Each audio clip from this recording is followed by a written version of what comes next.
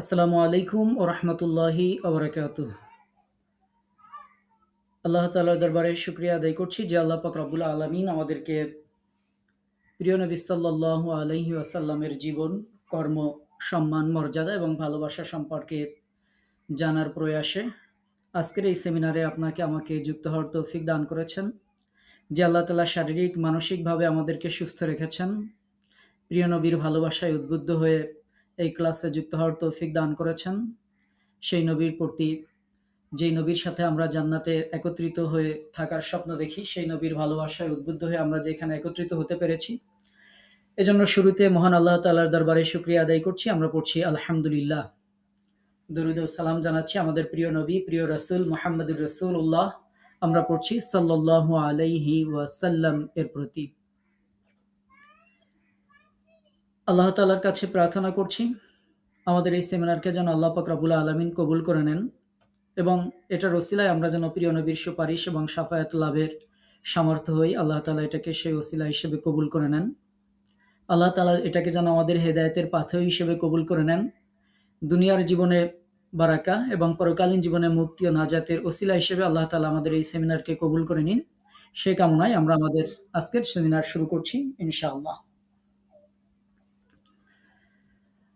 আমাদের আজকের সেমিনার রাসূলুল্লাহ সাল্লাল্লাহু আলাইহি ওয়াসাল্লামের জীবন, কর্ম, সম্মান, মর্যাদা ও ভালোবাসা। উপস্থাপনায় আছি আমি আপনাদের সাথে ইসমাইল বিন ইব্রাহিম এবং আজকের সেমিনারের আয়োজন করেছেন আমাদের সম্মানিত উস্তাদ ওমর ফারুক, আল কোরআন একাডেমির, আল ফুরকান একাডেমির সম্মানিত প্রতিষ্ঠাতা পরিচালক এবং বাংলাদেশ তথা বাঙালি মুসলিম সমাজের কাছে পৃথিবীর বিভিন্ন জায়গায় যারা অবস্থান করেন তাদের কাছে পবিত্র কোরআনকে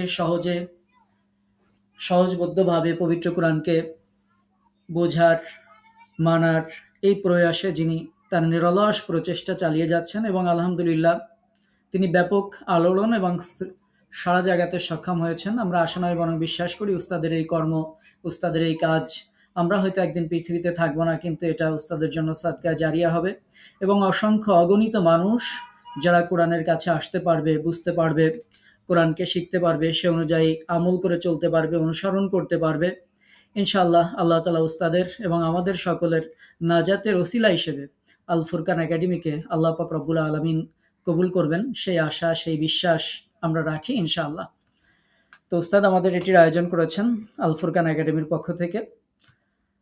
আমরা আমাদের সেমিনারের যে প্রিয় নবীর যার সম্পর্কে আমরা জানছি, প্রিয় রাসূল যার সম্পর্কে আমরা জানছি, মহান আল্লাহ তাআলা যাকে অত্যন্ত ভালোবেসে, পছন্দ করে সমস্ত সৃষ্টির মধ্যে আল্লাহ পাক রব্বুল আলামিন তাকে প্রেরণ করেছিলেন এবং বিশেষ করে মানুষ হিসেবে আমাদেরকেও আল্লাহ তাআলা পছন্দ করে প্রতিনিধি হিসেবে দুনিয়ায় প্রেরণ করেছেন। কালের বিবর্তনে একটি সময়ে মানুষ যখন হেদায়েতের পথ ভুলে শয়তানের ওয়াসওয়াসায় যখন পশুত্বের পর্যায়ে নেমে আসে, মানুষ শ্রেষ্ঠ জীব, আশরাফুল মাখলুকাত হয়েও দাস-দাসী হিসেবে পণ্য সামগ্রীর মতো যখন বাজারে বিক্রি হতে থাকে, নারী জাতি হয়ে পড়ে চিত্ত বিনোদনের উপকরণ, কন্যাদের দেয়া হতো জীবন্ত কবর, দিন-রাত চলত হত্যা, লুণ্ঠন, নারী নির্যাতন, মদ্যপান, যেখানে সেখানে বসত জোয়ার আসর। সামান্য বিষয় নিয়ে দীর্ঘকালব্যাপী লড়াই শুরু হতো। তমস্যাচ্ছন্ন এরকম এক পৃথিবীতে হেদায়েতের আলো জ্বালাতে, অশান্তির দাবানল নিভিয়ে শান্তির সুবাতাস প্রবাহিত করতে, মানুষকে মানুষের মর্যাদা দিতে, নারী জাতিকে সম্মানের আসনে বসাতে এই পৃথিবীতে আগমন করেছিলেন সর্বকালের, সর্বযুগের সর্বশ্রেষ্ঠ মহামানব রাহমাতুল্লিল আলামিন, সৈয়দুল মুরসালিন, সিরাজুম মুনীরা মুহাম্মদুর রাসূলুল্লাহ। আমরা পড়ছি সাল্লাল্লাহু আলাইহি ওয়াসাল্লাম। সেই নবীর জীবন, সেই নবীর কর্ম, সেই নবীর প্রতি আমাদের ভালোবাসা, এটি আমাদের সকলের জন্য অপরিহার্য। তার এই ধারাবাহিকতায় আজকে আমাদের এই সেমিনারের আয়োজন। আমাদের এই সেমিনারের উদ্দেশ্য হচ্ছে মানুষের হৃদয়ে নবী প্রেম জাগ্রত করা এবং রাসূলুল্লাহ সাল্লাল্লাহু আলাইহি ওয়াসাল্লামের অনুসরণ ও অনুকরণের মাধ্যমে দুনিয়া ও আখিরাতের কল্যাণ হাসিল করা আমাদের আজকের এই সেমিনারের মূল উদ্দেশ্য। আল্লাহ পাক রব্বুল আলামিন যেন আমাদের এই উদ্দেশ্যকে কবুল করেন। আমরা পড়ছি আমিন। আমরা আমাদের সেমিনারের মূল আলোচনায় চলে যাচ্ছি। রাসূলুল্লাহ সাল্লাল্লাহু আলাইহি ওয়াসাল্লামের জীবন, কর্ম, সম্মান, মর্যাদা ও ভালোবাসা। আমাদের এই আলোচনাটাকে আমরা কয়েকটি ক্রমধারা অবলম্বন করে কয়েকটি ভাগে বিভক্ত করে আপনাদের কাছে উপস্থাপন করার চেষ্টা করব ইনশাআল্লাহ। আমাদের প্রথম পর্ব আমরা আলোচনা শুনব রাসূলুল্লাহ সাল্লাল্লাহু আলাইহি ওয়াসাল্লামের জীবন। দ্বিতীয় পর্বে আমরা আলোচনা শুনব রাসূলুল্লাহ সাল্লাল্লাহু আলাইহি ওয়াসাল্লামের কর্ম সম্পর্কে। তৃতীয় পর্বে আমরা আলোচনা শুনব রাসূলুল্লাহ সাল্লাল্লাহু আলাইহি ওয়াসাল্লামের সম্মান ও মর্যাদা সম্পর্কে। চতুর্থ পর্বে আমরা আলোচনা শুনব রাসূলুল্লাহ সাল্লাল্লাহু আলাইহি ওয়াসাল্লামের প্রতি ভালোবাসা সম্পর্কে। এবং পঞ্চম তথা সর্বশেষ পর্বে আপনাদের কোনো মতামত বা প্রশ্ন থাকলে আমরা সেগুলোর উত্তর দেওয়ার চেষ্টা করব ইনশাআল্লাহ। আমরা শুরু করছি আমাদের সেমিনারের প্রথম পর্ব, রাসূলুল্লাহ সাল্লাল্লাহু আলাইহি ওয়াসাল্লামের জীবন। প্রিয় নবীর জীবন অনেক লম্বা। আমরা আমাদের ইতিপূর্বের সেমিনারগুলোতে আমরা উপস্থাপন করার চেষ্টা করেছি সংক্ষেপ করে, আর আজকে যেহেতু এর সাথে অন্যান্য বিষয় যুক্ত, এজন্য আমরা খুবই সংক্ষেপে আমরা প্রিয় নবীর বায়োগ্রাফি, প্রিয় নবীর জীবনটা একটু জেনে নেব। প্রিয় নবীর জন্ম প্রসিদ্ধতম মতে 570 খ্রিস্টাব্দের রবিউল আউয়াল মাসের 12 তারিখ রোজ সোমবার মক্কার কুরাইশ বংশের হাশেমি শাখায় বিশ্ব শান্তির মহানায়ক, সর্বশ্রেষ্ঠ সংস্কারক, সমগ্র মানবজাতির নবী ও রাসূল প্রিয় নবী মুহাম্মদুর রাসূলুল্লাহ সাল্লাল্লাহু আলাইহি ওয়াসাল্লাম তিনি জন্মগ্রহণ করেছিলেন। তার পিতার নাম আব্দুল্লাহ, মাতার নাম আমিনা। আমরা জানি নবীজির জন্মের পূর্বেই তার পিতা ইন্তেকাল করেছিলেন। নবীজির জীবনের প্রথম 5 বছর, এই প্রথম 5 বছরের মধ্যে শুধুমাত্র 5 দিন তিনি নিজ মায়ের স্তন্য পান করেছিলেন। এরপর থেকে বিবি হালিমার দুগ্ধ পান করেছিলেন 2 বছর, এবং বিবি হালিমার গৃহে তার জীবনের প্রথম 5টি বছর অতিবাহিত হয়েছিল। যখন নবীর বয়স 6 বছর হলো, বিবি হালিমার গৃহ থেকে তিনি ফিরে আসলেন। ফিরে আসার পরে মায়ের সাথে নানা বাড়ি মদিনাতে গমন করেছিলেন। নানার বাড়ি মদিনা থেকে ফিরে আসার পথে মক্কা ও মদিনার মাঝামাঝি আবওয়া নামক স্থানে আসার পর নবীজির আম্মা অসুস্থ হয়ে পড়েন এবং সেখানেই মৃত্যুবরণ করেন। প্রিয় নবী এবার মায়ের ইন্তেকালের মাধ্যমে পুরোপুরি এতিম হয়ে গেলেন। প্রিয় নবীর 6 থেকে 8 বছর যে বয়স সময়টুকু ছিল, এই সময় তিনি তার দাদা আব্দুল মুত্তালিবের কাছে লালিত পালিত হয়েছিলেন। দাদা আব্দুল মুত্তালিবের ইন্তেকালের পর চাচা আবু তালিবের আশ্রয়ে তিনি বড় হতে থাকেন। তিনি তার চাচার অসচ্ছল পরিবারে মেষ চড়াতেন, ব্যবসা বাণিজ্যে সহযোগিতা করতেন। 8 বছরের পর থেকে তিনি তার চাচার কাছে লালিত পালিত হতে থাকেন। এভাবে প্রিয় নবীর বয়স যখন 12 বছর হলো, চাচার সাথে তিনি সিরিয়াতে বাণিজ্যে গমন করেছিলেন। সেখানে শত্রুরা তার অনিষ্ট করতে পারে বলে বুহাইরা নামক একজন পাত্রী সতর্ক করার ফলে তার চাচা তাকে নিয়ে মক্কায় ফেরত পাঠিয়েছিলেন। প্রিয় নবীর বয়স যখন 14 বছর হলো, সে সময় ওকাজ মেলায় জুয়া খেলাকে কেন্দ্র করে রক্তক্ষয়ী ফিজার যুদ্ধ সংঘটিত হয়েছিল।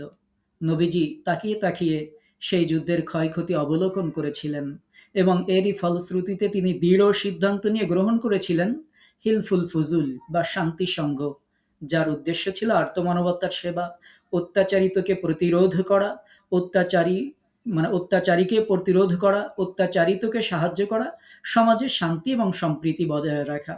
এবং তিনি তার এই হিলফুল ফজুল যেটি তিনি গঠন করেছিলেন, এটিতে তিনি সফল হয়েছিলেন এবং যারই ফলশ্রুতিতে মক্কার অলিতে গলিতে উপকণ্ঠে সবাই প্রিয় নবীকে তার নাম বাদ দিয়ে আল-আমিন উপাধিতে সম্বোধন করতেন। নবীর বয়স যখন 24 বছর হলো, তিনি খাদিজার ব্যবসার দায়িত্ব পেলেন। এই ব্যবসা তিনি দক্ষতার সাথে পরিচালনা করেছিলেন। তার সততা নিষ্ঠা দেখে খাদিজা তার প্রতি মুগ্ধ হয়েছিলেন। যখন তার বয়স 25 বছর হলো, সেই সময় খাদিজা রাদিয়াল্লাহু তাআলা আনহা তাকে বিয়ের প্রস্তাব পাঠিয়েছিলেন। চাচার সহায়তায় প্রিয় নবী এই বিবাহ বন্ধনে আবদ্ধ হয়েছিলেন যখন আম্মাজান খাদিজাতুল কুবরা রাদিয়াল্লাহু তাআলা আনহা তার বয়স ছিল 40 বছর। প্রিয় নবীর জীবনের 26 থেকে 35 যে 10টি বছর, এই 10টি বছরে নবী বিভিন্ন সমাজ সংস্কারকমূলক কাজ করেছিলেন, যার মধ্যে ছিল কাবা ঘর পুনর্নির্মাণ। সেখানে হাজরে আসওয়াদকে স্থাপন করে সংঘাতময় অবস্থা থেকে মক্কাবাসীকে তিনি মুক্তি দিয়েছিলেন এবং অন্যান্য সমাজ সংস্কারকমূলক কাজ তিনি এ সময় করেছিলেন। প্রিয় নবীর বয়স বাড়তে থাকলো। যখন 36 বছর বয়স হলো, এই সময় থেকে 40 বছর পর্যন্ত সমাজের বিভিন্ন অসঙ্গতি, সমাজের বিভিন্ন বিষয় নিয়ে চিন্তা ভাবনা এবং বিভিন্ন জীবন জিজ্ঞাসা নিয়ে নবী এবার হেরা পর্বতে ধ্যানমগ্ন থাকতে শুরু করলেন। এমনই সময় কোনো একদিন তার কাছে জিব্রাইল আসলেন। আসার পরে কোরআনুল কারীম তার উপর নাজিল হলো সূরা আলাকের প্রথম 5টি আয়াত। নবী এবার নবুয়াতের দায়িত্ব পেলেন। নবুয়াতের দায়িত্ব পাওয়ার পর প্রিয় নবী তার জীবনের 41 থেকে 45 বছর এই সময়ে প্রিয় নবী গোপনে তিনি এই দাওয়াতকে প্রচার করতে লাগলেন। সে সময় তার দাওয়াতে তার প্রিয়া স্ত্রী খাদিজা রাদিয়াল্লাহু তাআলা আনহা, তার বন্ধু আবু বকর রাদিয়াল্লাহু তাআলা আনহু, চাচাতো ভাই আলী রাদিয়াল্লাহু তাআলা আনহু, পালক পুত্র জায়েদ সহ এরকম 40 জনের মতো সাহাবী তার এই গোপন দাওয়াতে ইসলাম গ্রহণ করেছিলেন। প্রিয় নবীর সাহাবীদের সংখ্যা যখন আস্তে আস্তে বাড়তে থাকলো, নবীজির বয়স যখন 46 হলো, সেই সময় কঠিনতম একটি পরীক্ষার সম্মুখীন হলেন নবী। 46 থেকে 49 বছর বয়সের এর মধ্যে 3টি বছর যখন নবীজি প্রকাশ্যে ইসলামের দাওয়াত দেওয়া শুরু করলেন, আল্লাহ তাআলা যখন তাকে আদেশ করলেন ওয়া আনজির আশিরাতাকাল আকরাবিন, নবী এই আদেশ পেয়ে যখন প্রকাশ্যে দাওয়াত দেওয়া শুরু করলেন, সাফা পাহাড়ের পাদদেশে দাঁড়িয়ে যখন তিনি তার জাতির উদ্দেশ্যে, তার কওমের উদ্দেশ্যে, মক্কাবাসীর উদ্দেশ্যে যখন তিনি প্রকাশ্যে ঘোষণা দিয়ে দ্বীনের দাওয়াত দেওয়া যখন শুরু করলেন, তারা নানাভাবে নবীকে বাধা দেওয়ার, বিরত রাখার চেষ্টা করেছিল। তারা যখন ব্যর্থ হলো, সবাই মিলে সম্মিলিতভাবে তারা চুক্তিবদ্ধ হয়ে প্রিয় নবীকে 3টি বছরের জন্য তারা সমাজচ্যুত করেছিল। শিবে আবু তালিবের এই উপত্যকায় প্রিয় নবী তার সঙ্গী সাথীদের নিয়ে, তার বংশের মানুষদের নিয়ে নিদারুণ কষ্টে তিনি এই 3টি বছর বয়কট অবস্থায় তার জীবন পরিচালনা করেছিলেন। যে সময় ক্ষুধার যন্ত্রণায় সাহাবা রাদিয়াল্লাহু আনহুম আজমাইন, তাদের স্ত্রী, তাদের সন্তানেরা বাবলা গাছের কাঁটাযুক্ত জালি পাতা পর্যন্ত তারা চিবিয়ে খেতে বাধ্য হয়েছিলেন। কঠিনতম দুঃখের সময় ছিল প্রিয় নবীর এই সময়টুকু। এরপরে দুঃখ না বেড়ে বরং দুঃখ যেখানে কমার কথা ছিল, দুঃখ কমলো না। প্রিয় নবীর বয়স যখন 50 হলো, যেই স্ত্রীর কাছে তিনি সুখে দুঃখে আশ্রয় পেতেন, যেই চাচা তাকে ঢাল হিসেবে দেখে রাখতেন, নবীর বয়স যখন 50 হলো, তখন এই দুইজন নবীর কাছ থেকে চিরদিনের মতো বিদায় হয়ে চলে গেলেন। নবীজি এবার খুবই একা হয়ে পড়লেন, যে কারণে ইসলামের ইতিহাসে নবীর এই 50তম বছরকে আমুল হুজুন, শোকের বছর, দুঃখের বছর হিসেবে উল্লেখ করা হয়ে থাকে। প্রিয় নবীর বয়স যখন 51 হলো, এ সময় একটি ঘটনা রয়েছে যেটা হৃদয় বিদারক। নবীজি মক্কায় নির্যাতিত হচ্ছিলেন, সাহাবা রাদিয়াল্লাহু আনহুম আজমাইন নির্যাতিত হচ্ছেন। প্রিয় নবী ভাবলেন আশেপাশে কোথাও একটু দাওয়াত দিয়ে দেখি। প্রিয় নবী ইসলামের এই সুমহান দাওয়াত নিয়ে নবীজি তায়েফ গমন করেছিলেন, কিন্তু না, সেখানে যাওয়ার পরেও তিনি অবর্ণনীয় নির্যাতনের সম্মুখীন তিনি হয়েছিলেন। প্রিয় নবীর বয়স যখন 52 বছর হলো, এ সময় নবীকে সান্ত্বনা দেওয়ার জন্য, সাক্ষাৎ দিয়ে ধন্য করার জন্য আল্লাহ তাআলা তার সান্নিধ্যে তাকে নিয়েছিলেন। মেরাজ বলে যেটাকে আমরা জানি, এ সময় আমাদের উপর 5 ওয়াক্ত সালাত আল্লাহ পাক রব্বুল আলামিন ফরজ করেছিলেন। নবীজির জীবনের 53 এবং 54তম যখন বয়স, যে 2 বছর, এই 2 বছরের মধ্যে অন্যতম ঘটনা ছিল কুরাইশদের সীমাহীন অত্যাচারে অতিষ্ঠ হয়ে আল্লাহর অনুমতিক্রমে তিনি মদিনায় হিজরত করেছিলেন। মদিনায় হিজরত করে সকল গোত্র, সকল মানুষকে একত্রিত করে 47টি ধারা সম্বলিত মদিনা সনদ তিনি প্রণয়ন করেছিলেন। এটি ছিল পৃথিবীর ইতিহাসে প্রথম লিখিত কনস্টিটিউশন, যাতে সকল ধর্ম, বর্ণ, গোত্রের মানুষের ধর্মীয়, সামাজিক, রাজনৈতিক স্বাধীনতা, শান্তি, সম্প্রীতির বিধান যার মধ্যে রাখা হয়েছিল। প্রিয় নবীর বয়স বাড়তে থাকলো। যখন তার বয়স 55 হলো, সেই 55 থেকে 60তম বছর পর্যন্ত এই দীর্ঘ 5 বছর ইসলামের যেই বড় বড় যুদ্ধ, এগুলোর মোকাবেলা করতে হয়েছিল প্রিয় নবীকে। এ সময় সংগঠিত হয়েছিল বদর, উহুদ, খন্দক, খাইবার, এরকম আরো বহু যুদ্ধ এ সময় সংগঠিত হয়েছিল, যার মধ্যে উহুদের যুদ্ধে প্রিয় নবীর দন্ত মুবারক শহীদ হয়েছিল। প্রিয় নবীর বয়স 60 থেকে 62, এই 2 বছরের মধ্যে নবীজির জীবনের উল্লেখযোগ্য যে ঘটনা ছিল তার মধ্যে অন্যতম ঘটনা ছিল 10,000 সাহাবী নিয়ে তিনি বিনা বাদ মক্কা বিজয় তিনি করেছিলেন। যেই মক্কাবাসীরা তাকে বের করে দিয়েছিল, সেই মক্কা থেকে তিনি বিজয়ীর বেশে প্রবেশ করেছিলেন। যাদের অত্যাচারে তিনি হিজরত করতে বাধ্য হয়েছিলেন, সেই মক্কাবাসীকে তিনি বলেছিলেন, রা তাসরিবা আলাইকুমুল ইয়াউম, আজকের দিনে তোমাদের প্রতি আমার কোনো অভিযোগ নেই। আমি আমার ভাই ইউসুফ যেমনভাবে তার ভাইদেরকে ক্ষমা করেছিল, আমিও তোমাদেরকে ক্ষমা করে দিলাম। নবীজি এ সময় কাবাঘর থেকে 360টি মূর্তি তিনি উচ্ছেদ করেছিলেন। প্রিয় নবীর বয়স যখন 63 বছর হলো, জীবনের শেষ বছরে 1,14,000 সাহাবী নিয়ে প্রিয় নবী বিদায় হজ সম্পন্ন করলেন। সেখানে তিনি কালোজয়ী একটি ভাষণ প্রদান করলেন, যা ইতিহাসে বিদায় হজের ভাষণ নামে পরিচিত। ইসলামের ইতিহাসে ভাষণটিকে শ্রেষ্ঠ মানবাধিকার সংবিধান হিসেবে বিবেচনা করা হয়ে থাকে। এরপর 632 খ্রিস্টাব্দ বিদায় হজ থেকে নবী মদিনায় ফিরে আসলেন। নবীজির গায়ে কিছুটা জ্বর এবং মাথা ব্যথা শুরু হলো, আস্তে আস্তে বৃদ্ধি পেতে থাকলো। ঠিক তার 14 দিন পর 12ই রবিউল আউয়াল তারিখে আমাদেরকে এতিম করে দিয়ে প্রিয় নবী, রহমতের নবী, সরওয়ারে কায়নাত মুহাম্মদুর রাসূলুল্লাহ সাল্লাল্লাহু আলাইহি ওয়াসাল্লাম তার দুনিয়ার জীবনকে সমাপ্ত করে আর রফিকুল আলা তথা সর্বোত্তম বন্ধু আল্লাহর কাছে তিনি পাড়ি জমালেন। প্রিয় নবী যখন ইন্তেকাল করলেন, তিনি তার এই জীবনে, যেই জীবন যেটা আমরা খুবই সংক্ষিপ্তভাবে শুনলাম, এই জীবনে প্রিয় নবী সাল্লাল্লাহু আলাইহি ওয়াসাল্লামের 7টি সন্তান ছিল, যার মধ্যে 3 জন পুত্র এবং 4 জন কন্যা সন্তানের জনক ছিলেন আমাদের নবী। পুত্ররা ছিল কাসিম ইবনে মুহাম্মদ, তারপরে আব্দুল্লাহ ইবনে মুহাম্মদ, ইব্রাহিম ইবনে মুহাম্মদ। নবীজির কন্যারা ছিলেন জয়নাব বিনতে মুহাম্মদ, রুকাইয়া বিনতে মুহাম্মদ, উম্মে কুলসুম বিনতে মুহাম্মদ এবং ফাতিমা বিনতে মুহাম্মদ। এটি ছিল আমাদের নবীর জীবনী। আমরা অত্যন্ত সংক্ষেপেই শুনলাম। এটি আমাদের উচিত আমরা বেশি করে নবীর জীবনী জানব এবং নবীর জীবনের সেই শিক্ষায় উদ্দীপ্ত হয়ে আমরা আমাদের জীবনের পরবর্তী দিনগুলো যেন অতিবাহিত করতে পারি। আল্লাহ তাআলা আমাদেরকে সেই তৌফিক দান করুন। আমরা পড়ছি আমিন। আমাদের আজকের সেমিনারের দ্বিতীয় পর্ব রাসূলুল্লাহ সাল্লাল্লাহু আলাইহি ওয়াসাল্লামের কর্ম সম্পর্কে। নবীজির যেই জীবন আমরা শুনলাম, সেই জীবনে তিনি কি করেছিলেন। তাকে তো আল্লাহ তাআলা মূল দায়িত্ব দিয়েছিলেন যে তিনি দিন প্রতিষ্ঠা করবেন, দিন প্রচার করবেন। আল্লাহ তাআলা সূরা ফাতহ, সূরা সাফ, সূরা তাওবা, বিভিন্ন সূরা কোরআন যখন আপনারা অধ্যয়ন করেন, সেখানে আপনারা পড়েন, হুয়াল্লাযী আরসালা রাসূলাহু বিল হুদা ওয়া দীনিল হক লিইয়ুযহিরাহু আলাদ দীনি কুল্লিহি ওয়ালাউ কারিহাল মুশরিকুন।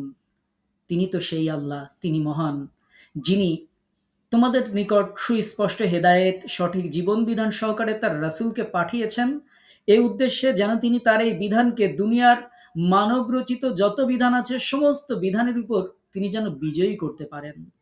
এই দিনকে বিজয়ী করার এই মিশনে, দিনকে প্রচার করার যেই দায়িত্ব আল্লাহ তাআলা তাকে দিয়ে প্রেরণ করেছিলেন, প্রিয় নবী সাল্লাল্লাহু আলাইহি ওয়াসাল্লাম তার জীবনের প্রত্যেকটি পরতে পরতে সর্বক্ষেত্রে সেই দায়িত্ব যথাযথভাবে পালন করেছেন এবং সব ক্ষেত্রে তিনি অবদান রেখে গেছেন। যেই অবদানগুলো যদি আমরা বিশ্লেষণ করি, তাহলে প্রিয় নবী সাল্লাল্লাহু আলাইহি ওয়াসাল্লামের জীবনের সেই কর্মগুলোকে আমরা সংক্ষেপে 5টি ভাগে বিভক্ত করতে পারবো। একটি হচ্ছে ব্যক্তিগত জীবন ও কর্ম, অন্যটি পারিবারিক জীবন ও কর্ম, এরপরে সামাজিক জীবন ও কর্ম, রাষ্ট্রীয় জীবন ও কর্ম, আন্তর্জাতিক জীবন ও কর্ম। আমরা আমাদের আজকের সেমিনারে আপনাদেরকে খুবই সংক্ষিপ্তভাবে ভাষা অল্প কিছু আমরা আপনাদের এর মধ্যে থেকে জানানোর চেষ্টা করব। আমরা উদ্বুদ্ধ করব যে আপনারা নিজ দায়িত্বে এ সম্পর্কে জানবেন, স্টাডি করবেন, পড়বেন, নবীর ভালোবাসায় নবীর জীবনী অবশ্যই জানবেন ইনশাআল্লাহ। ব্যক্তিগত জীবন ও কর্ম, আমরা এটাকেই সর্বপ্রথম যদি আলোচনা করি, প্রিয় নবী সাল্লাল্লাহু আলাইহি ওয়াসাল্লামের ব্যক্তিগত জীবন ও কর্মের মধ্যে যে সকল গুণাবলী বিদ্যমান ছিল, সেগুলোর মধ্যে উল্লেখযোগ্য ছিল খোদাভীরুতা। তিনি খোদাভীরু ছিলেন, আল্লাহকে সবথেকে বেশি ভয় করতেন। তিনি পরকালের বিষয়ে চিন্তা করতেন সব সময়। তিনি বেশি বেশি আল্লাহর ধ্যানে মগ্ন থাকতেন। তিনি ব্যক্তি জীবনে সত্যবাদী ছিলেন। তিনি পরোপকারী ছিলেন। তিনি লজ্জাশীল ছিলেন। তিনি সদা সর্বদা সর্ব অবস্থায় শালীনতা বজায় রাখতেন। তিনি আমানতদার ছিলেন। তিনি ওয়াদা পালন করতেন। তিনি দানশীল ছিলেন। তিনি ক্ষমা করতেন মানুষকে, মানুষের প্রতি জীবের প্রতি, সবার প্রতি তিনি ছিলেন সহনশীল। দয়া, কোমলতা এটা ছিল তার ব্যক্তিগত জীবনের অলংকার। বিনয়, নম্রতা সেটা তো তার চরিত্রের অন্যতম বৈশিষ্ট্য। ন্যায়পরায়ণতা, সুবিচার এগুলো সদা সর্বদা তিনি অনুসরণ করতেন। তিনি সৃষ্টির সেবা করতেন, অন্যের প্রতি ভালো ধারণা পোষণ করতেন, সবসময় অল্পতে তুষ্ট থাকতেন আমাদের নবী। ত্যাগ, বদান্যতা, উদারতা, মহানুভবতা, শকর, কৃতজ্ঞতা এগুলো সবসময় আমাদের প্রিয় নবী অনুশীলন করতেন। তিনি তার আত্মীয়দের সাথে সুসম্পর্ক রক্ষা করে চলতেন। বড়দেরকে শ্রদ্ধা করতেন, ছোটদেরকে তিনি স্নেহ করতেন। সবসময় পরিষ্কার পরিচ্ছন্ন থাকতেন আমাদের নবী। দেশপ্রেম সহ ব্যক্তিগত যত ভালো গুণাবলী আছে, সমস্ত গুণাবলী আমাদের প্রিয় নবীর জীবনে বিদ্যমান ছিল। নবীজির পারিবারিক জীবনের দিকে যদি আমরা তাকাই, আমরা জানি প্রত্যেক নবী মানুষ ছিলেন, আমাদের নবীও মানুষ ছিলেন। পারিবারিক জীবন তার থেকে আলাদা কোনো বিষয় মানুষের থেকে না। রাসূল করিম সাল্লাল্লাহু আলাইহি ওয়াসাল্লামের পারিবারিক জীবন ছিল অত্যন্ত সুন্দর, দৃষ্টান্ত স্বরূপ। স্ত্রী সন্তানদের সাথে ছিল সুসম্পর্ক, যার দরুন তার স্ত্রী সন্তানগণ তার প্রতি সবসময় সন্তুষ্ট ছিলেন। তিনি তার সকল স্ত্রীদের সাথে ইনসাফ প্রতিষ্ঠা করেছিলেন। যে সমাজে নারীর কোনো সামাজিক মর্যাদা ছিল না, সেখানে তিনি নারীকে সামাজিক মর্যাদা, পারিবারিক মর্যাদায় তিনি অধিষ্ঠিত করেছিলেন, যা বিশ্ববাসীর জন্য অনুকরণীয় আদর্শ হিসেবে পথ দেখাবে যুগের পর যুগ, বছরের পর বছর, শতাব্দীর পর শতাব্দী, কিয়ামত পর্যন্ত। আমরা যদি নবীজির সামাজিক জীবনের দিকে তাকাই, সামাজিক জীবনে রাসূলুল্লাহ সাল্লাল্লাহু আলাইহি ওয়াসাল্লাম ছিলেন আদর্শবান। তিনি সমাজের সর্বস্তরে শিক্ষা, ইনসাফ, জিনা ব্যভিচার প্রতিরোধ, নারীর সামাজিক মর্যাদা প্রদান, হিংসা বিদ্বেষ পরিহার, বংশীয় যত বড়াই ছিল, যত বর্ণবাদ ছিল, এগুলোকে তিনি উচ্ছেদ করেছিলেন। এমনকি মানুষদেরকে দাস দাসীর মতো কৃতদাস হিসেবে বাজারে বিক্রি করা হতো, এই প্রথাকে তিনি বিলুপ্ত করেছিলেন। মদ, জুয়াকে তিনি নিষিদ্ধ করেছিলেন। সুদ, ঘুষ এটাকে তিনি চরমভাবে নিষিদ্ধ করেছিলেন। মানুষেরা যেখানে কন্যা সন্তানকে জীবন্ত কবর দিত, সেখানে তিনি নারীর অধিকার স্থাপন করেছিলেন। জুলুম নির্যাতন যারা করত, তাদেরকে তিনি প্রতিহত করেছিলেন। অন্যায়ভাবে অন্যের সম্পদ দখল, ভোগ করা ইত্যাদি যেন মানুষেরা না করে, সেজন্য তিনি সামাজিক আন্দোলন করেছিলেন, সংস্কার সাধন করেছিলেন তিনি। আমরা যদি প্রিয় নবীর রাষ্ট্রীয় জীবনের দিকে তাকাই, তাহলে রাষ্ট্রীয় জীবনে আমরা দেখব রাসূলুল্লাহ সাল্লাল্লাহু আলাইহি ওয়াসাল্লাম আল্লাহর বিধান অনুসারে মদিনা ইসলামী রাষ্ট্র তিনি প্রতিষ্ঠা করেন। মদিনার সনদ এবং সংবিধান তিনি প্রণয়ন করেন, যা পৃথিবীর সর্বপ্রথম রাষ্ট্রীয় সংবিধান হিসেবে স্বীকৃত। তিনি মদিনার রাষ্ট্রের প্রধান হিসেবে দায়িত্ব পালন করেছিলেন। দেশের মধ্যে শান্তি প্রতিষ্ঠা, দেশকে শত্রুমুক্ত রাখা, ধর্ম বর্ণ নির্বিশেষে সহাবস্থান নিশ্চিত করা, যাকাত প্রতিষ্ঠা করা, বাইতুল মাল বা রাষ্ট্রীয় ভাণ্ডার প্রতিষ্ঠা করা, যুদ্ধ বিগ্রহ মোকাবেলা করা, এভাবে তিনি একটি রাষ্ট্রকে, মদিনা রাষ্ট্রকে কল্যাণময় রাষ্ট্রে তিনি পরিণত করেছিলেন।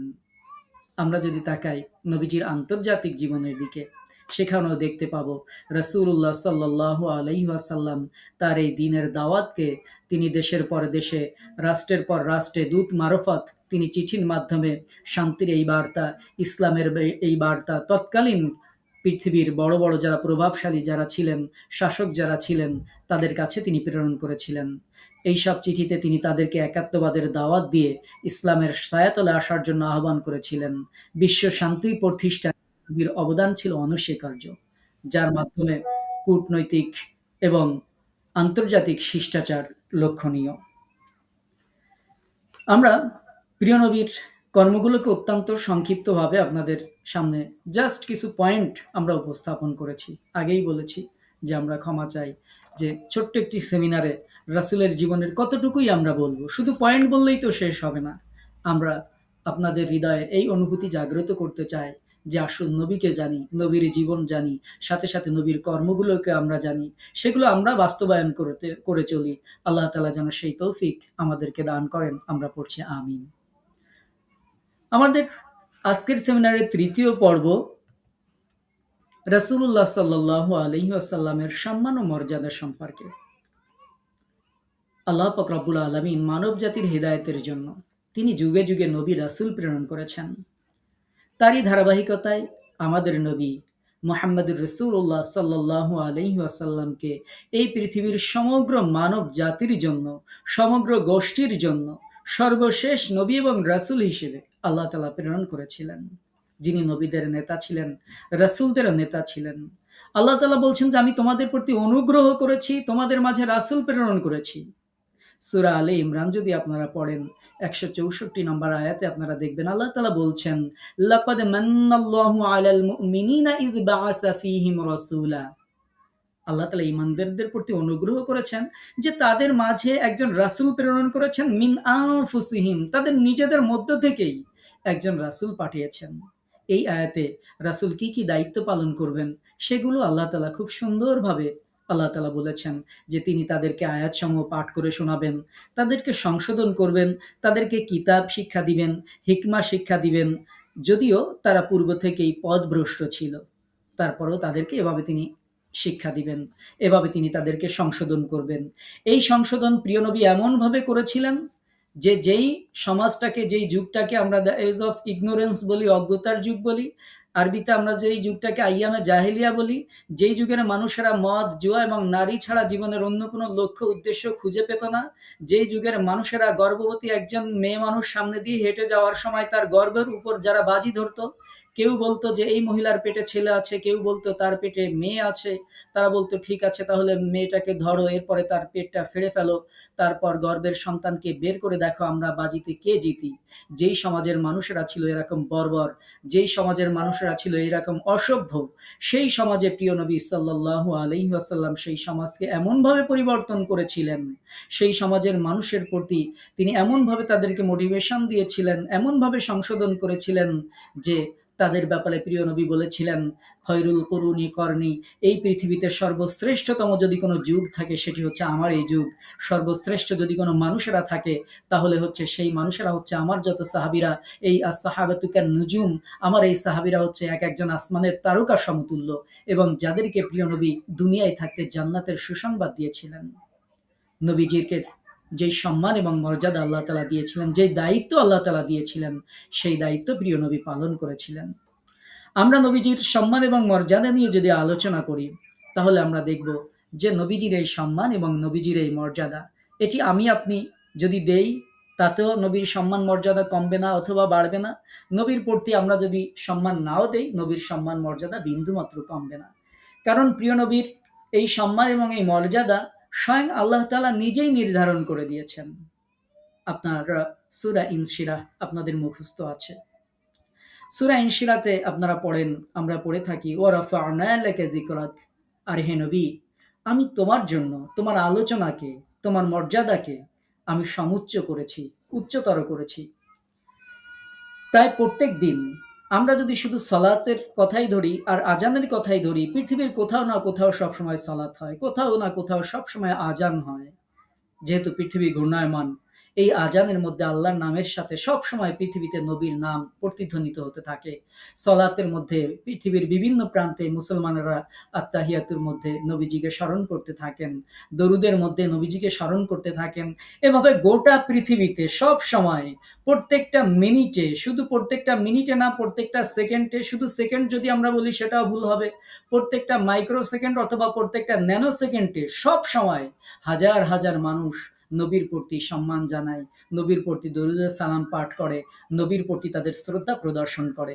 এভাবে সব সময় কোন মানুষেরা কেউ না কেউ সব সময় কন্টিনিউয়াসলি হাজার হাজার মানুষেরা আশহাদু আন্না মুহাম্মাদুর রাসূলুল্লাহ বলে সব সময় নবীর রিসালাতের সাক্ষ্য সব সময় এই পৃথিবীর মানুষের মুখে, জবানে ঘোষিত হতে থাকে, উচ্চারিত হতে থাকে। কারণ আল্লাহ পাক রব্বুল আলামিন তার নিজের রাসূলের সম্মানকে এভাবে গোটা পৃথিবীতে আল্লাহ তাআলা নিজেই বুলন্দ করে দিয়েছেন। আমরা যদি দেখি নবীজিকে কিভাবে আল্লাহ তাআলা সম্মান দিয়েছেন, তার উপর সর্বশ্রেষ্ঠ, সর্বশেষ গ্রন্থ, আসমানি গ্রন্থ কুরআনুল কারীম আল্লাহ পাক রব্বুল আলামিন তার উপর নাজিল করেছেন, যার মধ্যে আল্লাহ তাআলা জাল্লা শানুহু তার মর্যাদাকে, এই কোরআন তার উপর নাজিল করে আল্লাহ তাআলা তার মর্যাদাকে আরো সমুন্নত করেছেন। কোরআন হচ্ছে এমন এক ডিভাইন বুক, এই কোরআনের কাছে যে আসে কোরআন তার সম্মান মর্যাদা বাড়িয়ে দেয়। আমরা সেই বিতর্কে যাব না যে নবীর কারণে কোরআন সম্মানিত না, কোরআনের কারণে নবী সম্মানিত, সেটি আমরা সেই বিতর্কে আমরা যাব না। আমরা শুধু কোরআনের মর্যাদার ব্যাপারে বলছি। কোরআনুল কারীম হচ্ছে এমন এক ডিভাইন বুক, তার সংস্পর্শে যেই আসে কোরআন তার সম্মান মর্যাদা বাড়িয়ে দেয়। কোরআন যেই মাসে নাজিল হয়েছে সেই মাসের সম্মান বাড়িয়ে দিয়ে বলা হয়েছে এই মাসে যদি কেউ নফল ইবাদত করে ফরজের সওয়াব দেওয়া হবে, একটা করলে ৭০টার সওয়াব দেওয়া হবে। কোরআন যেই রাতে নাজিল করা হয়েছে সেই রাতের ব্যাপারে বলা হয়েছে এই রাতে যদি কেউ ইবাদত করে ১০০০ মাসের সওয়াব তাকে দিয়ে দেওয়া হবে। কোরআন যেই নবীর উপর নাজিল করা হয়েছে সেই নবীর ব্যাপারে বলা হয়েছে এই নবী হচ্ছে সর্বশ্রেষ্ঠ নবী, তিনিই হচ্ছেন ইমামুল মুরসালিন, তিনিই হচ্ছেন রাহমাতুল লিল আলামিন। এভাবে কোরআনুল কারীমের সংস্পর্শে যারাই আসে তাদের সম্মান মর্যাদা আল্লাহ পাক রব্বুল আলামিন বুলন্দ করে দেন। আর সেই কোরআনই আমাদের নবীর উপর আল্লাহ পাক রব্বুল আলামিন নাজিল করেছিলেন। আল্লাহ পাক রব্বুল আলামিন নিজেই প্রিয় নবীর চারিত্রিক সার্টিফিকেট আল্লাহ তাআলা দিয়েছেন। নবীজি কেমন চরিত্রের ছিলেন, তিনি যে উত্তম চরিত্রের অধিকারী ছিলেন, মাধুর্যপূর্ণ আচরণের অধিকারী ছিলেন, এ ব্যাপারে আল্লাহ তাআলা নিজেই সূরা কালাম আপনারা যখন তেলাওয়াত করবেন পড়বেন ওয়া ইন্নাকা লাআলা খুলুকিন আযীম, আল্লাহ তাআলা বলছেন আর আপনি অবশ্যই মহান চরিত্রের অধিকারী হে নবী, আপনাকে তো আমি উত্তম চরিত্র দিয়েছি। তো আল্লাহ তাআলা তাকে উত্তম চরিত্রের অধিকারী হিসেবে আল্লাহ তাআলা নিজেই সার্টিফিকেট দিয়েছেন। উসওয়াতুন হাসানার কথা আল্লাহ তাআলা বলেছেন যে তোমাদের জন্য রাসূলের জীবনের মধ্যেই রয়েছে সর্বশ্রেষ্ঠতম আদর্শ। সুতরাং আমরা যদি কোরআনের বাইরে হাদিসও দেখি সেখানেও দেখব প্রিয় নবী সাল্লাল্লাহু আলাইহি ওয়াসাল্লাম বলছেন ইন্নামা বুইসতু লিউতাম্মিমা মাকারিমাল আখলাক, নিশ্চয়ই চরিত্রের যত সুন্দরতম দিক আছে, উৎকৃষ্ট যত দিক আছে, সেই দিকগুলো পূর্ণতা দান করার জন্যই আল্লাহ তাআলা আমাকে প্রেরণ করেছেন। এভাবে নবীর সার্টিফিকেট আল্লাহ তাআলাই দিয়েছিলেন যে তিনি সর্বশ্রেষ্ঠ চরিত্রের অধিকারী। এই পৃথিবীতে যত মানুষ ছিল, যত মানুষ আছে, যত মানুষ ভবিষ্যতে আসবে, তার মধ্যে সর্বশ্রেষ্ঠ চরিত্রের অধিকারী হচ্ছে প্রিয় নবী মুহাম্মদুর রাসূলুল্লাহ সাল্লাল্লাহু আলাইহি ওয়াসাল্লাম। তিনি ছিলেন বিশ্ববাসীর জন্য রহমত স্বরূপ। তার সম্মান এবং মর্যাদার অন্যতম বিষয় যে আল্লাহ তাআলা তাকে রহমত স্বরূপ প্রেরণ করেছিলেন। অন্য নবীদেরকে প্রেরণ করা হয়েছিল নির্দিষ্ট কওমের জন্য, নির্দিষ্ট জাতির জন্য, নির্দিষ্ট এলাকার জন্য, নির্দিষ্ট সময়ের জন্য। কিন্তু আপনার আমার নবী যেই রাসূলের সম্মান এবং মর্যাদার কথা আমরা জানছি, সেই নবী এবং রাসূলকে আল্লাহ পাক রব্বুল আলামিন গোটা বিশ্ববাসীর জন্য যুগের পর যুগ কিয়ামত পর্যন্ত মানুষ এবং জিন জাতির জন্য আল্লাহ পাক রব্বুল আলামিন তাকে নবী হিসেবে প্রেরণ করেছিলেন। কোরআনুল কারীমে আল্লাহ তাআলা সূরা আম্বিয়ার মধ্যে ১০৭ নম্বর আয়াতে বলছেন ওয়ামা আরসালনাকা ইল্লা রাহমাতাল লিল আলামিন, হে নবী বিশ্ববাসীর জন্য তোমাকে আমি রহমত স্বরূপ প্রেরণ করেছি। আল্লাহর রাসূল বলতেন যে আমি আনা রাহমাতুম মুহাদ্দা, যে আমি তো রহমতের সওগাত স্বরূপ আমি প্রেরিত হয়েছি। তো এভাবে আমরা যদি দেখি যে আল্লাহ পাক রব্বুল আলামিন যেই নবীর প্রতি আমরা যে সম্মান কেন করব নবীকে, কারণ তিনি তো রহমতের ওসিলা। আল্লাহ তাআলা যাকে রহমত স্বরূপ এই দুনিয়াতে প্রেরণ করেছিলেন, শুধু তাই না, তার মাধ্যমে আল্লাহ তাআলা খাতমে নবুওয়াত তথা নবুয়াতের পরিসমাপ্তি আল্লাহ তাআলা ঘটিয়েছেন। এটি তার সম্মান এবং মর্যাদার অন্যতম দিক। তার মাধ্যমে নবুয়াতের পরিসমাপ্তি ঘটানো হয়েছে। তারপর আর কোনো নবী আসবেন না, আর কোনো রাসূল তারপর আসবেন না। আল্লাহ পাক রব্বুল আলামিন সূরা আহজাবের ৪০ নম্বর আয়াতে বলছেন মা কানা মুহাম্মাদুন আবা আহাদিম মির রিজালিকুম ওয়ালাকিন রাসূলুল্লাহি ওয়া খাতামান নাবিয়্যিন ওয়া কানা আল্লাহু বিকুল্লি শাইইন আলিমা। মুহাম্মদ তোমাদের কোনো ব্যক্তির পিতা নন, তিনি আল্লাহর রাসূল এবং তিনি শেষ নবী, আল্লাহ সব বিষয়ে পরিজ্ঞাত। তাকে দিয়ে আল্লাহ তাআলা নবুয়াতের খতম করেছিলেন, নবুয়াতের সিল মোহর আল্লাহ তাআলা করেছিলেন। যেমনভাবে আল্লাহ তাআলা ৬ দিনে গোটা সৃষ্টি জগৎ সমাপ্ত করেছিলেন, তার মধ্যে ষষ্ঠতম দিনটি ছিল জুমার দিন, যার কারণে জুমার দিনের এত সম্মান, এত মর্যাদা। ঠিক একই রকমভাবে প্রিয় নবীর মাধ্যমে রিসালাতের নবুয়াতের ধারা সমাপ্ত করা হয়েছে বলেই আল্লাহ পাক রব্বুল আলামিন তাকে সর্বশ্রেষ্ঠ মর্যাদার আসনে তাকে অধিষ্ঠিত করেছেন। সকল নবী এবং রাসূলের মধ্যে আল্লাহ তাআলা তাকে শ্রেষ্ঠত্ব দিয়েছেন। যুগে যুগে যেসব নবী রাসূল আগমন করেছেন তাদের মধ্যে আল্লাহ রাসূলকে শ্রেষ্ঠত্ব দান করা হয়েছে। সহিহ মুসলিমের বর্ণনায় প্রিয় নবী বলছেন ৬টি দিক থেকে সকল নবীর উপর আমাকে শ্রেষ্ঠত্ব দান করা হয়েছে। আমাকে জামিউল কালিম তথা ব্যাপক অর্থবোধক বাক্য বলার ক্ষমতা দেওয়া হয়েছে, যোগ্যতা দেওয়া হয়েছে। আমাকে রউফ, দিয়ে সাহায্য করা হয়েছে, আমাকে গনিমতের মাল আমার জন্য বৈধ করা হয়েছে, আমার জন্য জমিনের প্রত্যেকটি স্থানকে পবিত্র এবং সিজদার উপযুক্ত ঘোষণা করা হয়েছে, আর আমি সকল মানুষের জন্য প্রেরিত হয়েছি এবং আমার মাধ্যমেই নবুয়াতের ধারা সম্পূর্ণরূপে শেষ হয়ে গিয়েছে। এভাবে প্রিয় নবী সাল্লাল্লাহু আলাইহি ওয়াসাল্লাম তার শ্রেষ্ঠত্বের ঘোষণা প্রিয় নবী দিতেন। আমরা যদি দেখি নবীজির কেন সম্মান এত বেশি, কেমন মর্যাদা নবীর, কেমন নবী আমরা পেয়েছি, যিনি সর্বপ্রথম সাফায়াত করবেন এবং যার সাফায়াত সর্বপ্রথম কবুল করা হবে। বিচারের দিনে আল্লাহ তাআলার অনুমতি ক্রমে আপনার আমার মতো গুনাহগার যারা, আমাদের জন্য প্রিয় নবী সাফায়াত করবেন, সুপারিশ করবেন। আবু সাইদ খুদরি রাদিয়াল্লাহু তাআলা আনহু থেকে জামে তিরমিজি ইবনে মাজাতে একটি হাদিস এসেছে। আবু সাইদ খুদরি রাদিয়াল্লাহু তাআলা আনহু বলছেন যে নবী সাল্লাল্লাহু আলাইহি ওয়াসাল্লাম বলেছেন, আমি আদম সন্তানদের সর্দার, কিন্তু এজন্য আমি গর্ব করি না। কিয়ামতের দিন সর্বপ্রথম আমার জন্য জমিন বিদীর্ণ করা হবে, অর্থাৎ কবর থেকে সর্বপ্রথম আমিই উঠব, কিন্তু এতে আমার গর্বের কিছু নেই। আমি হব সর্বপ্রথম সাফায়াতকারী এবং সর্বপ্রথম আমার সাফায়াত কবুল করা হবে, তাতেও আমার কোনো গর্ব নেই। কিয়ামতের দিন লিওয়াল হামদ, প্রশংসার যে পতাকা, এই পতাকা আমার হাতে থাকবে, কিন্তু এটা নিয়ে আমি গর্ব করি না। এভাবে প্রিয় নবী সাল্লাল্লাহু আলাইহি ওয়াসাল্লাম তার সুপারিশ, তার সাফায়াতের ব্যাপারে তিনি আমাদেরকে আশার বাণী তিনি শুনিয়েছেন। শুধু তাই না, প্রিয় নবী সাল্লাল্লাহু আলাইহি ওয়াসাল্লাম তিনিই হবেন সর্বপ্রথম জান্নাতে প্রবেশকারী ব্যক্তি। এ বিষয়ে প্রিয় নবী বলছেন, জান্নাতের দরজায়, সহিহ মুসলিমের হাদিসে প্রিয় নবী বলছেন যে জান্নাতের দরজায় আমি সর্বপ্রথম করাঘাত করব। তখন জান্নাতের প্রহরী জিজ্ঞেস করবে, কে আপনি? আমি বলবো, আমি মুহাম্মদ। সে বলবে, উঠছি এবং আপনার জন্য দরজা খুলে দিতে আমি নির্দেশিত হয়েছি, আপনার পূর্বে কারো জন্য আমি এই দরজা খুলব না। এভাবে প্রিয় নবী সাল্লাল্লাহু আলাইহি ওয়াসাল্লাম সর্বপ্রথম জান্নাতে প্রবেশ করবেন, সেটির বর্ণনা, সেটির প্রমাণ আমরা পেয়ে থাকি। আমরা যদি দেখি প্রিয় নবী সাল্লাল্লাহু আলাইহি ওয়াসাল্লাম যেমন সম্মানিত, ঠিক একই রকম ভাবে প্রিয় নবী সাল্লাল্লাহু আলাইহি ওয়াসাল্লামের যে উম্মতেরা ছিলেন তারাও অনুরূপভাবে মর্যাদাবান। যারা তার সহচর্যে থাকতেন তারাও মর্যাদাবান।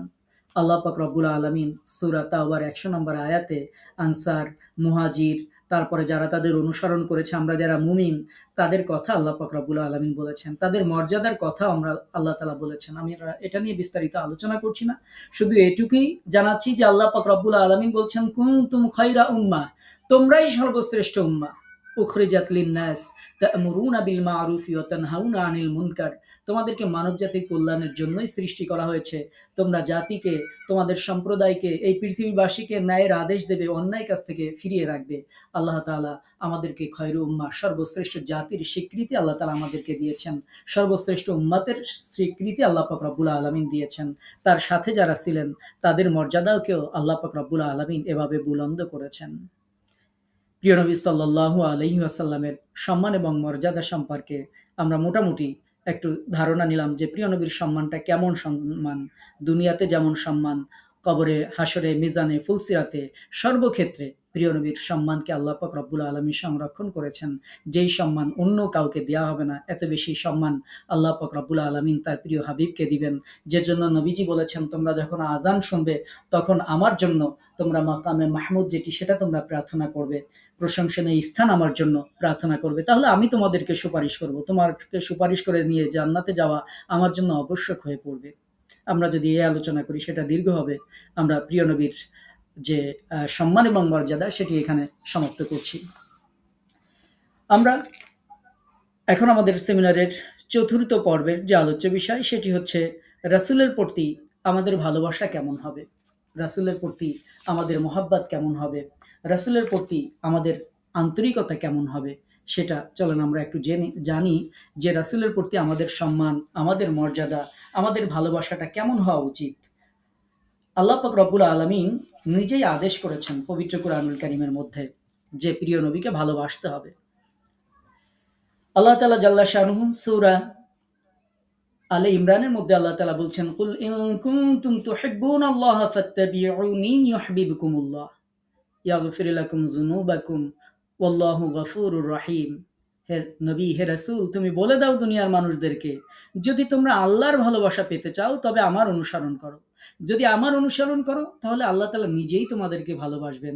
শুধু ভালোই বাসবেন না, তোমাদের গুনাহসমূহ ক্ষমা করে দেবেন। বস্তুত আল্লাহ তাআলা ক্ষমাশীল, তিনি পরম দয়ালু।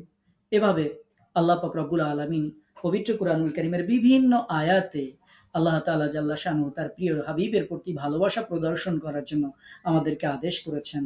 আল্লাহ পাক রব্বুল আলামিন তার হাবিবের প্রতি ভালোবাসা প্রদর্শনের জন্য আল্লাহ পাক রব্বুল আলামিন আমাদেরকে দিক নির্দেশনা দিয়েছেন। প্রিয় নবী সাল্লাল্লাহু আলাইহি ওয়াসাল্লামকে আমরা যে ভালোবাসবো, যে আদেশ আল্লাহ তাআলা আমাদেরকে দিলেন, সেই ভালোবাসাটা কেমন হবে, সেটার মানদণ্ড কি?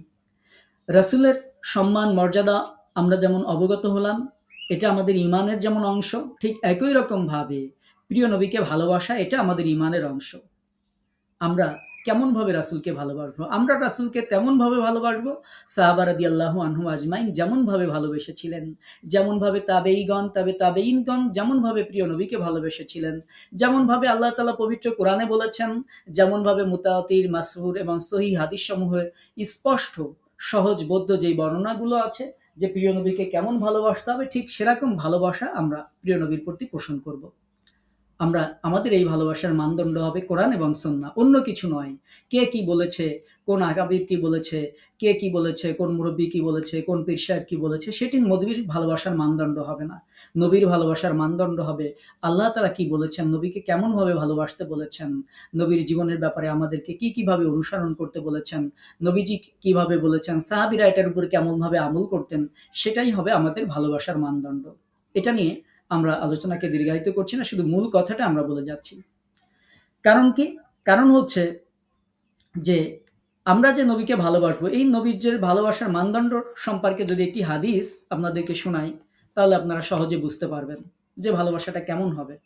এই ভালোবাসাটার ব্যাপারে আনাস রাদিয়াল্লাহু তাআলা আনহু থেকে বর্ণিত হাদিস সহিহ বুখারীতে আছে, সহিহ মুসলিমে আছে। তিনি বলছেন যে প্রিয় নবী বলেছেন, লা ইউমিনু আহাদুকুম হাত্তা আকুনা আহাব্বা ইলাইহি মিন ওয়ালাদিহি ওয়া ওয়ালিদিহি ওয়ান নাসি আজমাইন। তিনি বলছেন যে তোমাদের কেউ ততক্ষণ পর্যন্ত মুমিন হতে পারবে না যতক্ষণ না সে আমাকে, তার পিতা, তার সন্তান অথবা সকল মানুষের চেয়ে যতক্ষণ না পর্যন্ত বেশি আমাকে ভালোবাসবে, ততক্ষণ পর্যন্ত তোমরা কেউ পরিপূর্ণ মুমিন হতে পারবে না। সুতরাং ভালোবাসার মানদণ্ড হচ্ছে এটি যে আপনাকে আমাকে দুনিয়ার সব কিছুর মোকাবেলায় প্রিয় নবীকে বেশি ভালোবাসতে হবে। প্রিয় নবীকে বেশি ভালোবাসতে গেলে আমাদেরকে কি করতে হবে? প্রিয় নবী বেশি ভালোবাসতে গেলে প্রিয় নবীর সুন্নাহ আমাদেরকে অনুসরণ করে চলতে হবে। তাহলেই আমরা আমাদের এই যে ভালোবাসা, এই ভালোবাসার দাবি আমরা করতে পারবো। এ সম্পর্কে একটি ঘটনা না বললেই নয়। সহিহ বুখারীর একটি ঘটনা আপনাদেরকে শোনাই। উমর রাদিয়াল্লাহু তাআলা আনহু নবীজিকে বললেন যে, হে আল্লাহর রাসূল, আপনি আমার কাছে আমার নিজের জীবন ছাড়া দুনিয়ার সব কিছুর থেকে বেশি প্রিয়। অর্থাৎ আমার নিজের জীবনেরটা বাদে বাদবাকি যা আছে তার মধ্যে আমি আপনাকে সবচেয়ে বেশি ভালোবাসি। নবীজি বললেন, ওমর, হলো না।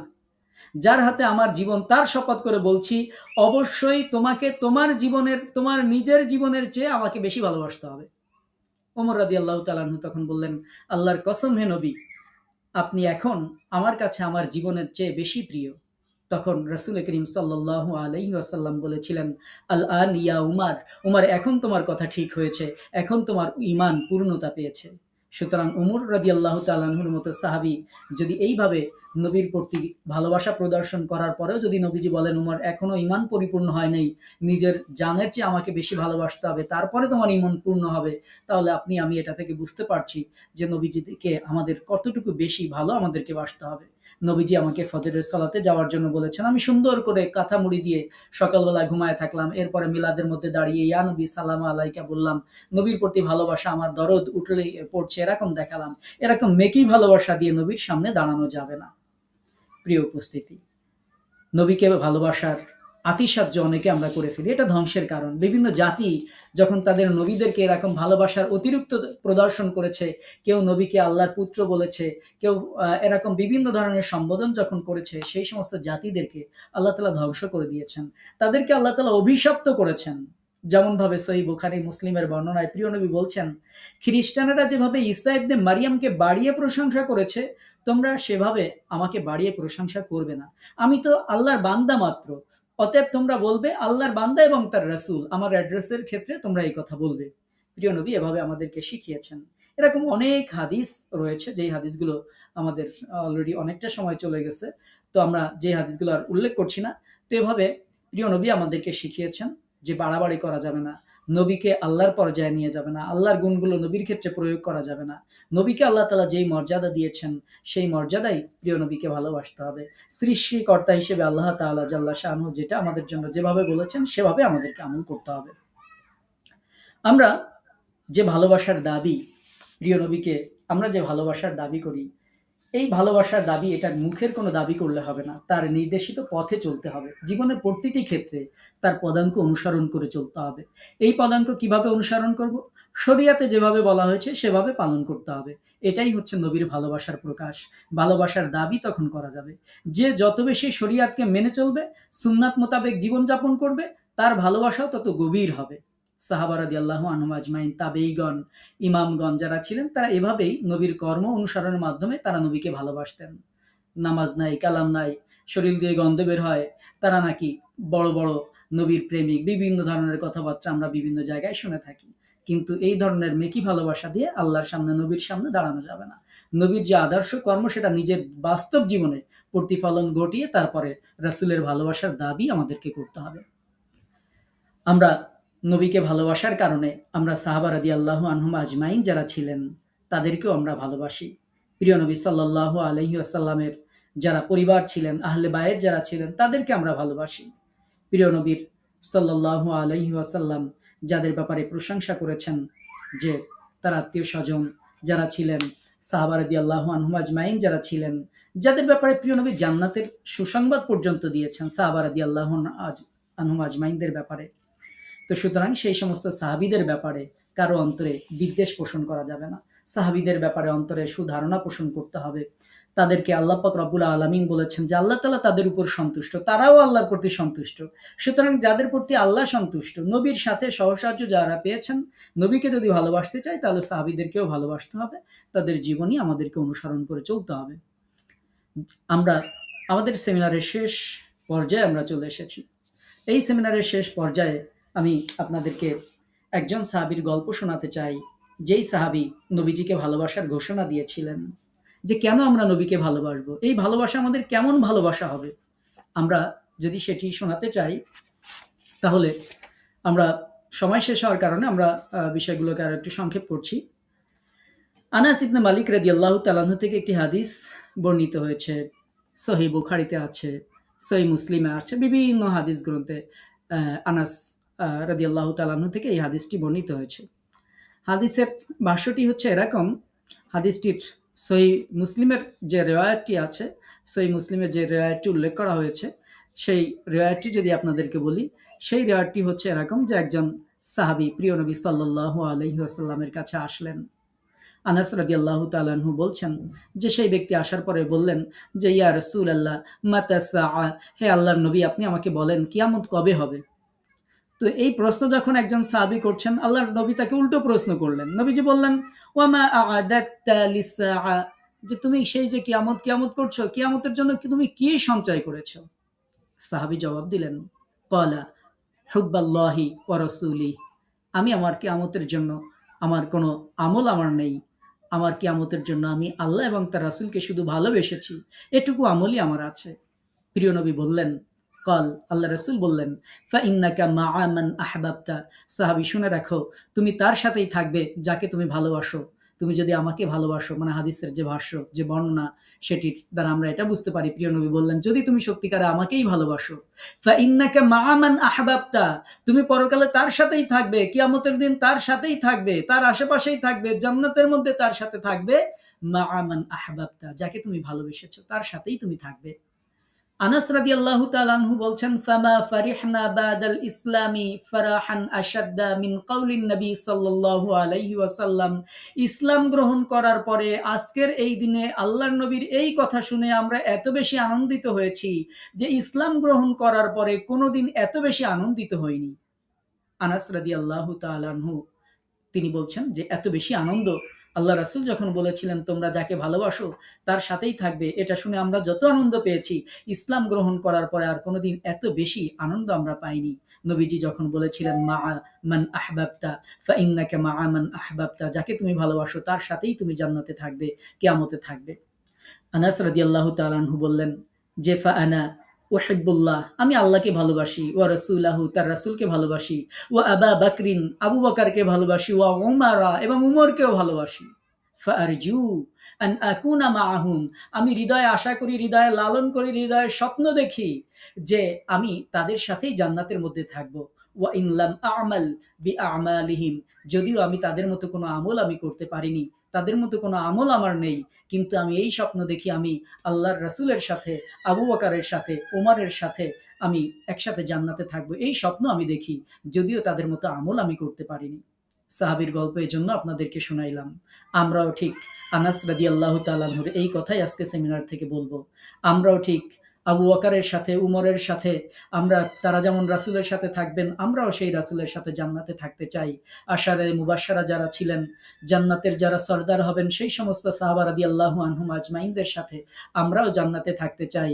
যদিও ওয়া ইন লাম আ'মাল বিআ'মালিহিম, যদিও আমরা তাদের মতো আমল করতে পারিনি, কিন্তু হৃদয়ে সেই বাসনা লালন করি, হৃদয়ে সেই স্বপ্ন দেখি যে আমরাও তাদের সাথে থাকব। সুতরাং যদি তাদের সাথে থাকতে চাই, তাহলে তাদের জীবনী আমাদেরকে জানতে হবে। যদি তাদের সাথে থাকতে চাই, তাদের আদর্শ আমাদেরকে অনুসরণ করে চলতে হবে। আল্লাহ পাক রব্বুল আলামিনের কাছে দোয়া করছি, আল্লাহ পাক রব্বুল আলামিন যেন সেই তৌফিক আপনাকে, আমাকে, আমাদের সকলকে দান করেন। আমরা আজকের সেমিনারে প্রিয় নবী সাল্লাল্লাহু আলাইহি ওয়াসাল্লামকে ভালোবাসা, কেমন ভালোবাসতে আমাদের হবে সেটি সম্পর্কে আমরা জেনেছি। প্রিয় নবীর বায়োগ্রাফিক্যাল হিস্টরি, তার জীবন সম্পর্কে আমরা জেনেছি। প্রিয় নবী সাল্লাল্লাহু আলাইহি ওয়াসাল্লামের সম্পর্কে আমরা জেনেছি। তিনি ছিলেন একজন বিশ্বনবী, সকলের ভালোবাসার পাত্র। স্বামী হিসেবে ছিলেন প্রেরণাময়, পিতা হিসেবে ছিলেন স্নেহের আধার, বন্ধু হিসেবে যেই নবী ছিলেন বিশ্বস্ত, যিনি ছিলেন বীর যোদ্ধা, দূরদর্শী সংস্কারক, নিপুণ সেনানায়ক, নিরপেক্ষ বিচারক, মহান রাজনৈতিক, অসংখ্য অগণিত ভালো চরিত্রের অধিকারী ছিলেন আমাদের নবী, যিনি তার জীবনের সততা, নিষ্ঠা, আদর্শ সহকারে তার জীবনে অপূর্ব সাফল্য তিনি সম্পাদন করেছিলেন, যাকে আল্লাহ পাক রব্বুল আলামিন রাহমাতুল্লিল আলামিন, সমস্ত জগতের রহমত বলে সম্বোধন করেছেন, যাকে আল্লাহ তাআলা সাইয়্যিদুল মুরসালিন, সমস্ত নবীদের সরদার বলে আল্লাহ তাআলা অ্যাড্রেস করেছেন, যার ব্যাপারে আল্লাহ তাআলা উসওয়াতুন হাসানা, সর্বোত্তম আদর্শ চরিত্রের অধিকারী বলে সার্টিফিকেট দিয়েছেন, যাকে আল্লাহ তাআলা বলেছেন সিরাজুম মুনীরা, হেদায়েতের সুস্পষ্ট প্রদীপ।